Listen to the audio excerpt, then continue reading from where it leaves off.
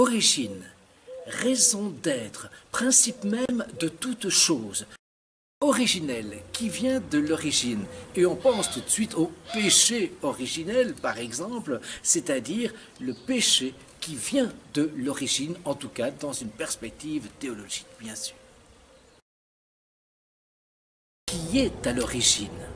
Pour Martin Heidegger, le philosophe allemand, 1889-1976, la question métaphysique par excellence, la question ontologique, c'est-à-dire la question de l'être, pourquoi donc y a-t-il de l'être et non pas plutôt rien, est à ses yeux la question la plus vaste puisqu'elle englobe tout l'être dans sa totalité, mais c'est aussi la question la plus originaire puisqu'elle pose la question de l'origine, de ce qui est à l'origine de toute chose.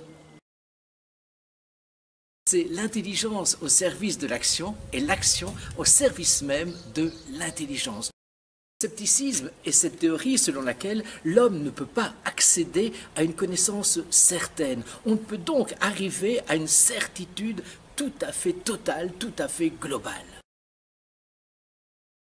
Substance, le fait de demeurer soi malgré les changements.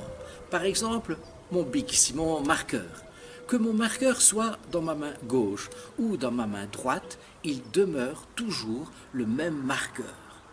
Substance, le fait de demeurer malgré les changements, malgré les accidents.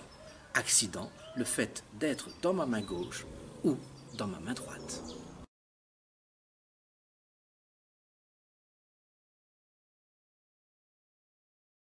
Tautologie. Dans le sens courant, il s'agit d'une pensée purement répétitive. On dit la même chose finalement, mais avec d'autres mots, avec d'autres termes. Monsieur de la Palisse, par exemple, commettait pas mal de tautologie, faut-il le dire.